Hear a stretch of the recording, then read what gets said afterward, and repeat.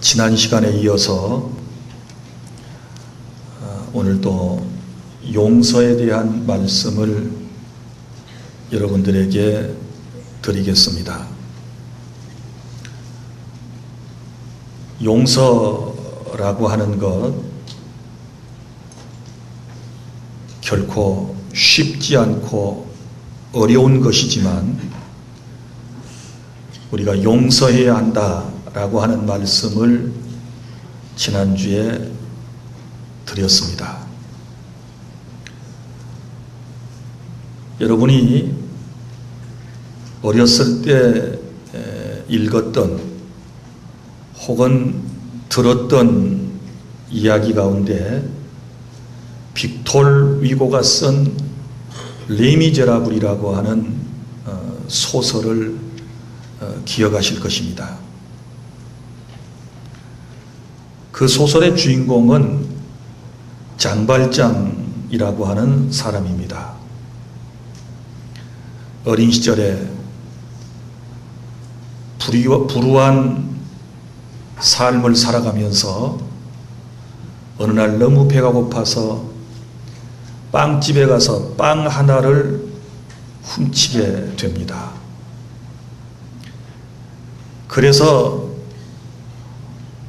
5년형을 선고받고 감옥에 들어가서 있게 되지요.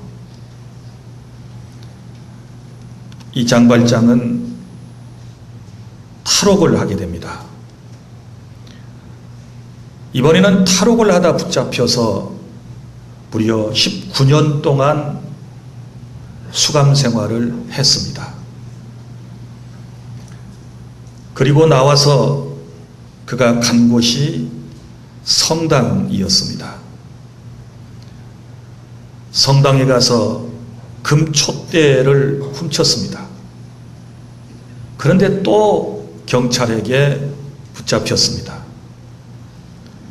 경찰관이 그를 붙들고 성당 신부님에게 데려왔습니다. 그런데 그 성당에 들어서자마자 신부님이 그 모습을 보고 환하게 웃으시면서 형제여, 내가 당신에게 그 촛대를 주지 않았소. 당신 가지라고 그 촛대를 주지 않았소. 그런데 왜 다시 가져왔소? 그건 당신 것이요. 이렇게 얘기를 해줍니다. 준 것이 아니고 훔쳐간 것이겠지요. 그런데 이제 경찰관은 그 내막을 뻔히 알고서도 신부님이 애써서 당신이 먼저 준 거라고 말하는 바람에 그만 방면을 하게 됩니다. 놓아주게 되지요. 여기서 장발장의 인생은 놀라운 변화를 겪게 됩니다. 그때부터 새로운 사람으로 바꿔집니다. 남을 돕는 일을 합니다. 선한 일을 합니다. 그래서 나중에 시장의 자리까지 오르지 않습니까? 시장이 되어서도 참 좋은 시장으로서 평판이 자자했습니다. 그런데 늘 이 장발장의 뒤를 졸졸 따라다니면서 뒷조사를 하는 형사가 있었습니다. 이 형사는 장발장의 과거를 너무 잘 알고 있습니다. 빵을 훔치다가 감옥에 들어가서 그리고 탈옥하다 또 붙잡혀서 19년 동안 수감 생활을 했던 것을 너무 잘 알고 있는 것이지요. 이 자벨이라고 하는 형사는 어떻게 하든지 장발장을 묶어두기를 원했고 그에게 형벌이 마땅히 가해져야 된다라고 믿는 어쩌면 정의파 형사였습니다. 결국은 이제 이 장발장이 시장의 자리에서도 또 물러나게 되지요. 그리고 도피 생활을 하게 돼요. 그런데 세월이 흘러서 프랑스의 대혁명이 일어났습니다. 정부가 무너지고 새로운 사람들이 정치 무대에 서게 된 것이지요. 그때에 이 장발장을 추종하던 사람들이 자빌이라고 하는 이 형사를 붙들고 장발장 앞에 끌고 왔습니다. 시장님, 저 사람이 일평생 당신의 뒤를 조사하면서 그렇게도 못 살게 했는데 우리 처단합시다. 그때에 장발장은 그래서는 안 된다고 말합니다. 놓아주라고 얘기합니다. 그러니까 마땅히 보복을 받을 것에 대하여 두려워하고 있던 이 형사가 장발장에게 묻습니다. 당신은 어찌하여 나를 놔주는 거요? 나는 일평생 당신의 뒷조사를 하고 당신을 그렇게도 괴롭혔는데 왜 나를 놔주려고 그러시는 겁니까? 그때에 장발장이 이런 말을 했습니다. 세상에는 넓은 것이 참 많이 있습니다. 저 바다가 얼마나 넓은지, 그리고 저 창공 하늘이 얼마나 넓은지. 그런데 가장 넓은 것이 하나 있다면 그것은 바로 용서라는 것입니다. 그래서 나는 당신을 용서하기로 마음먹었소. 그리고 이 사람에게 살 길을 줍니다. 자, 사랑하는 여러분, 오랜만에 우리가 장발장 이야기의 스토리를 들었습니다. 어떻게 장발장이 이렇게 용서할 수 있었을까요? 그것은 자신이 이미 오래전에 용서를 받은 경험이 있었기 때문에 그 용서를 통하여 재기의 삶을 살 수 있었고 그 용서를 통하여 자기 자신이 변화되었기 때문에 그는 또 자기를 해롭게 하던 사람들에게 용서를 베풀 수가 있었던 것이지요. 사랑하는 여러분, 오늘 우리는 골로새서 말씀을 읽었습니다. 사도 바울이 골로새 교회에게 보낸 편지 내용을 우리가 함께 읽었습니다. 사도 바울이 골로새 교회 신자들에게 당부한 것이 뭐냐 그러면 우리 모두가 그리스도에게 죄사함을 받고 용서함을 받았다면 여러분이 새로운 삶을 이제 살기를 원하신다면 마땅히 우리는 우리에게 여러분들에게 죄 지은 사람을 용서하셔야 합니다 라고 하는 말씀을 지금 보낸 것입니다. 오늘 말씀 12절, 그러므로 너희는 하나님이 택하사 거룩하고 사랑받는 자처럼, 이렇게 말씀을 합니다. 우리의 신분에 대하여 말씀을 하고 있습니다. 먼저 하나님께서 우리를 선택하셨다라고 말씀을 하고 그 선택으로 말미암아 우리가 예수님을 믿고 거룩한 자, 곧 성도가 되었다라고 말하면서 우리의 삶이 어떠해야 하는가를 설명을 하고 있는데, 먼저 긍휼, 자비, 겸손, 온유, 오래, 참음, 이런 것들로 옷을 입고 살아야 한다라고 말하면서 오늘 13절에서 아주 중요한 말씀을 했습니다. 다 함께 시작. 누가 누구에게 불만이 있거든 서로 용납하여 피차 용서하되 주께서 너희를 용서하신 것 같이 너희도 그리하고. 아멘. 자, 용서받은 후에, 죄를 용서받고 난 이후에 우리가 해야 할 첫 번째 일이 뭐냐 그러면, 나에게 죄를 지은 사람을 용서하셔야 합니다. 아멘. 나에게 잘못한 사람을 우리가 온전히 용서해 주셔야만 우리가 하나님의 거룩한 뜻을 이룰 수 있는 줄로 믿으시기를 바랍니다. 13절, 주께서 너희를 용서하신 것 같이 너희도 그리하고 이 모든 것 위에 사랑을 더하라. 이는 온전하게 매는 띠니라. 이렇게 말씀을 했습니다. 사랑하는 여러분, 우리가 우리에게 죄 지은 자를 사하여 주옵시고, 자, 우리가 우리에게 죄 지은 자를 사하여 준 것 같이 나의 죄를 사하여 주시고, 이 주기도문의 내용입니다. 그런데 사실 나는 용서를 하나님께 너무 쉽게 받았는데, 용서받은 사람으로서 또 다른 사람의 죄를 용서하는 것이 결코 쉬운 일은 아닙니다. 용서 참 어려워요. 나를 배신한 사람을 용서한다? 그것도 가장 가까운 사람이고 친한 사람이고 믿었던 사람이고 존경했던 사람이고 내가 보살펴 주었던 사람이 나를 배신하고 떠났는데, 그냥 떠났으면 좋은데 나를 배신하고 난 이후에 계속해서 나를 힘들게 만들고 내 두 눈에서 눈물을 쏙쏙 빼는 사람을 용서한다? 쉬운 거 아닙니다.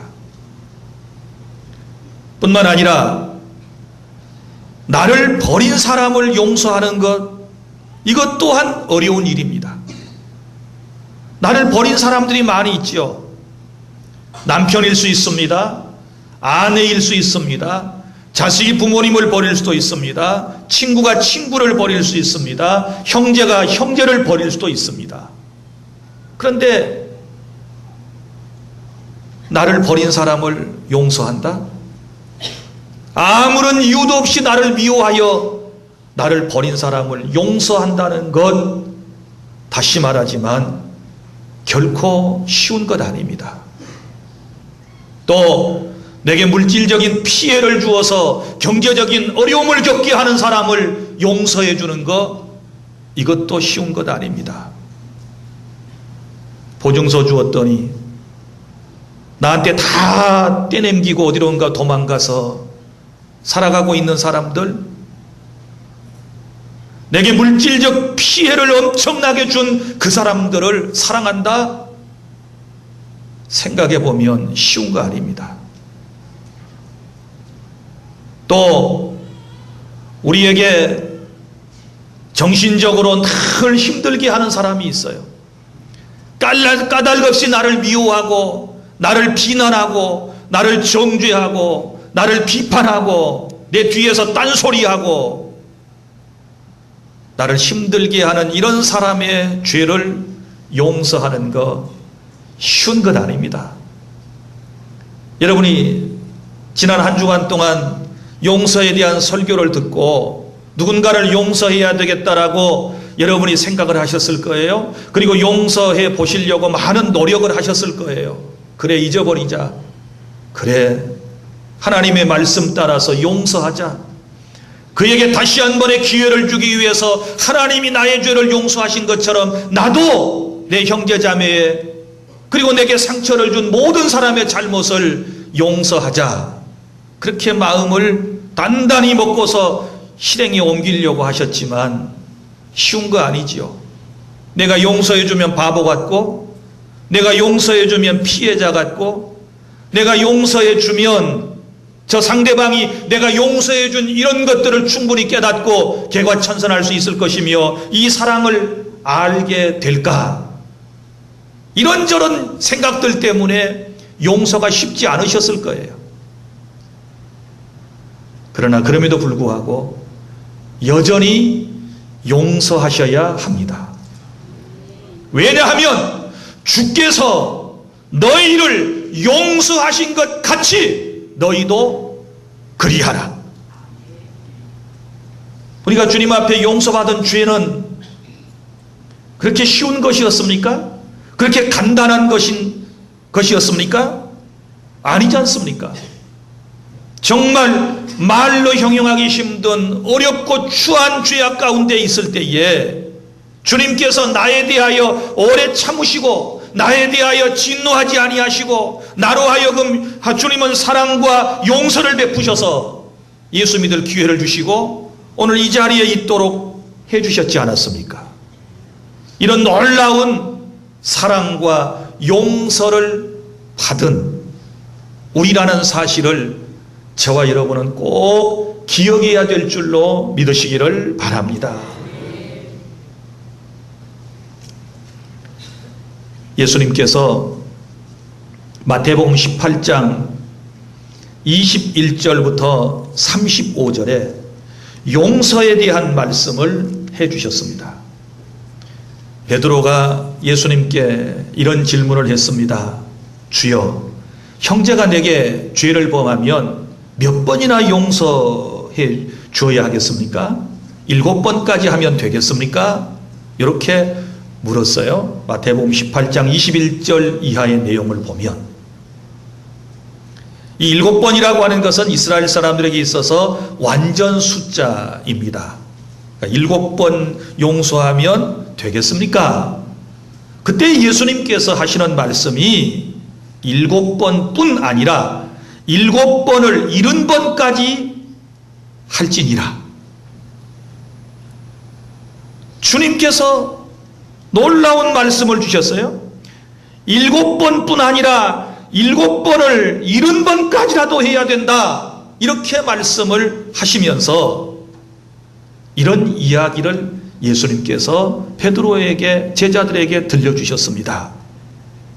자, 어떤 임금이 이제 마지막으로 결산을 하게 된다는 것입니다.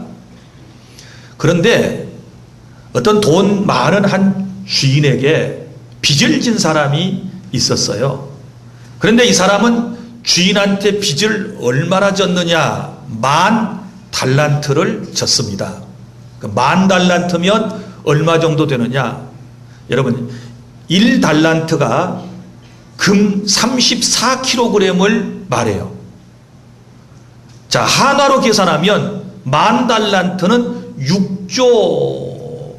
6조억이에요. 6조. 그럼 6조면 이 빚을 갚으려면 매일 1,000만 원씩 빚을 갚는데 200년을 갚아도 못 갚을 빚이에요.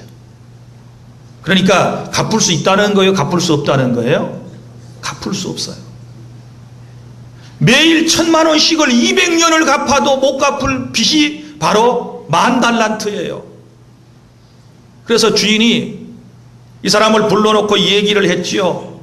너 나한테 빚을 졌는데 네 몸도 팔고 네 아내도 팔고 자식들도 팔고 모든 소유를 다 팔아서 갚아라. 주인이 이렇게 말했어요.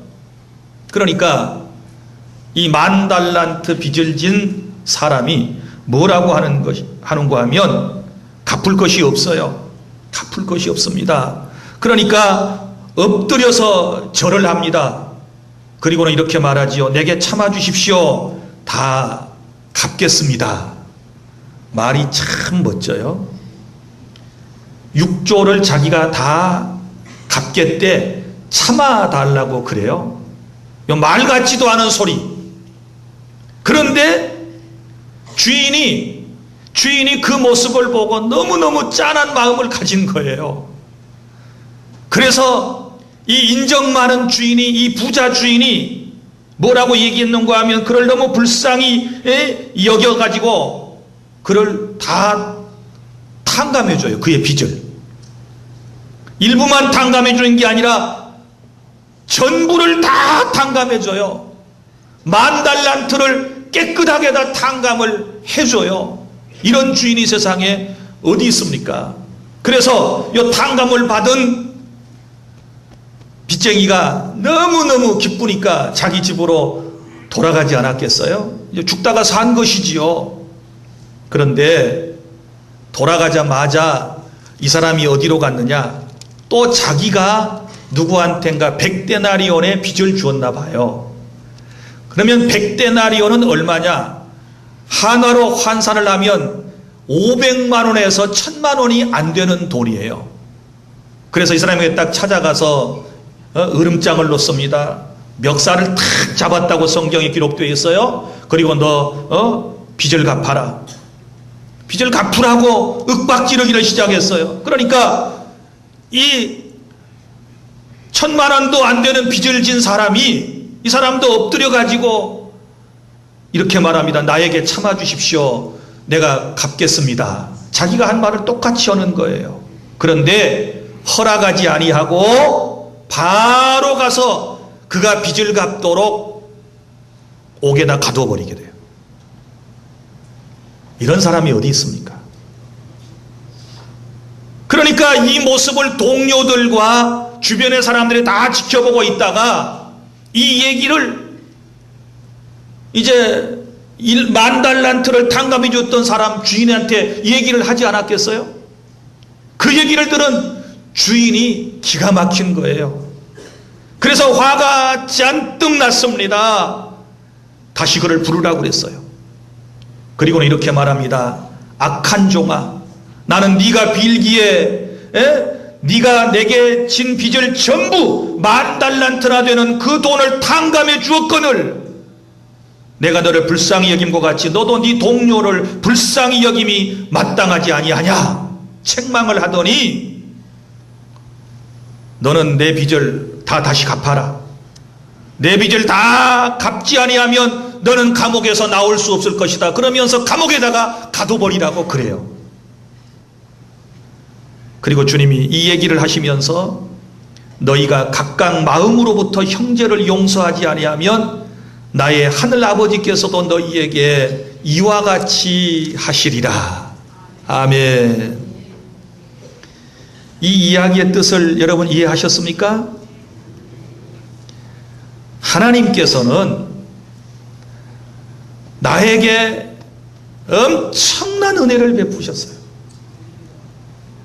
내가 도무지 청산할 수 없는, 갚을 수 없는 죄의 빚을 주님께서 예수 십자가 사건을 통하여 다 탕감해 주시고 용서의 은총을 베풀어 주셨어요. 그런데 용서받은 우리는 정작 내게 하찮은 실수하고 허물이 있고 그리고 하찮은 잘못을 한 형제자매의 허물과 실수와 잘못을 용서하지 못하고 정죄하고 마음속에 용서하지 못한 감정을 품고 있다면 나의 엄청난 죄악을 용서해 주신 하나님께서 다시 우리의 죄를 물으시겠다는 뜻이에요. 이해가 되셨습니까? 그래서 우리가 하나님께 엄청난 죄악을 용서받고 난 이후에 첫 번째 해야 할 일은 주께서 너희를 용서하신 것 같이 너희도 용서하라 라고 하는 이 말씀에 따라서 우리는 우리의 모든 서로의 죄를 용서할 줄 아는 그런 너그러운 마음, 아량을 가져야 되는 줄로 믿으시기를 바랍니다. 그 다음에 두 번째, 우리가 하나님께 엄청난 죄를 용서받고 난 이후에 해야 할 일은 감사하며 하나님께 헌신하는 일입니다. 감사하며 헌신해야 돼요. 성경 누가복음 7장 36절부터 50절까지 말씀에 어떤 내용이 나오는가 하면 예수님께서 어느 날 한 바리새인의 집에 초청을 받아 가셨습니다. 그리고 식사를 하고 계시는데 그 동네에서 사람들에게 지탄받고 손가락질 받는 죄인인 여자 하나가 예수님께 찾아왔습니다. 그냥 온 게 아니라 이 여인은 향유를 담은 옥합을 들고 왔습니다. 들고 와서 예수님의 뒤로 가더니 예수님의 발 곁에 서서 훌쩍훌쩍 울면서 눈물을 강물처럼 흘러내리더니 그 눈물로 예수님의 발을 적시고 자기의 머리털을 풀어서 예수님의 발을 닦아주고 그리고 예수님의 발에 입을 맞추고 가지고 갔던 그 비싼 향수, 향유를 예수님에게 부어드리는 일이 있었습니다. 여러분, 도대체 무슨 사연이 있었길래 이 여인은 예수님께 찾아가서 그렇게 눈물을 쏟으면서 그 냄새나는 예수님의 발을 눈물로 씻고 머리털로 씻고 그리고 자기가 가져간 향수를 부어드리고 그 다리에다가 그 발에다가 냄새나는 발에다가 입을 맞추고 있습니까? 여러분이 짐작하고 잘 아시는 대로 이 여인은 엄청난 죄를 예수님께 용서를 받았습니다. 아무도 동네에서 이 여인에게 용서를 베풀거나 자비를 베풀거나 사랑을 베풀어주는 사람이 없었는데 예수님께서는 사회에서 지탄받고 동네에서 손가락질 받는 이 여인의 죄를 다 용서해 주셨어요. 그 용서받은 감격에, 그 용서받은 그 마음에 너무너무 감사가 마음속에 차고 올라와서 예수님께서 자기 동네에 오셨다는 얘기를 듣고 와서 이런 행위를 한 것 아닙니까? 여러분, 주님께서 나의 엄청난 죄를 용서하시고 나를 구원하여 하나님의 자녀로 삼아주셨다는 사실을 우리가 깨닫는다면 오늘 우리의 마음속에 이런 감사와 이런 헌신이 우리에게도 있어야 하지 않겠습니까? 예배할 때도 찬양할 때도 우리가 이런 마음이 있어야 되지 않겠습니까? 하나님께 감사한 마음, 나 같은 죄인이 용서함을 받아서 하나님의 자녀가 된 것, 나같이 못난 죄인이 용서함 받아 오늘 이 자리에 나와서 주님을 예배할 수 있게 된 것, 주님의 크신 은혜인 줄로 알고 눈물로 우리가 하나님 앞에 예배하며 주님을 경배하는 이런 믿음을 우리 모두가 가져야 될 줄로 믿으시기를 바랍니다. 그리고 죄사함 받은 것에 대하여 너무 감격스러워서 눈물뿐만 아니라 자기가 가진 가장 귀한 향유를 주님에게 다 기꺼이 부어드리면서도 행복해했던 이 여인의 신앙을 우리가 본받아야 될 줄로 믿으시기를 바랍니다. 이것을 우리가 용서받은 이후에 주님 앞에 해야 할 일인 줄로 믿으시기를 바랍니다. 예배도 용서받은 감격으로 하나님 앞에 헌신하고 충성하고 봉사하는 것도 바로 용서받은 감사와 감격으로 희생할 수 있어야 우리 하나님께서 더욱 기뻐해 주시는 줄로 믿으시기를 바랍니다. 말씀을 맺습니다. 사랑하는 성도 여러분, 우리는 모두가 다 우리 힘으로는 갚을 수 없는 죄인들이요, 죄악에 빚을 진 죄인들이고 정말 구제불능의 사람들이었지만 주님께서 용서를 통하여 사랑을 통하여 우리를 구원해 주시고 하나님의 자녀로 삼아 주셨으니 우리가 맨 먼저 해야 할 일, 맨 먼저 해야 할 일 13절 다시 한번 읽습니다. 시작. 누가 누구에게 불만이 있거든 서로 용납하여 피차 용서하되 주께서 너희를 용서하신 것 같이 너희도 그리하고. 아멘. 이렇게 하시기를 바랍니다. 그리고 14절 이 모든 것 위에 뭘 더해야 돼요? 사랑을 더하라. 이는 온전하게 매는 띠니라. 사랑으로 그 위에 덮어야 돼요. 그리고 난 이후에는 늘 우리가 감사하며 주님을 섬길 때도 이런 헌신된 마음을 가지고 주님을 섬기고 주님을 영화롭게 할 때에 하나님께서 참으로 기뻐해 주실 줄로 믿으시기를 바랍니다. 용서, 힘들고 어려운 일이지만 우리가 꼭 해야 할 일이고 힘들고 어려우니까 하나님의 은혜를 구하고 주님의 마음을 구하고 그래서 우리가 우리에게 죄 지은 자를 용서하고 축복하는 그런 멋진 인생을 살아가는 한 주간 그리고 여러분의 삶이 되실 수 있기를 바랍니다. 기도하겠습니다.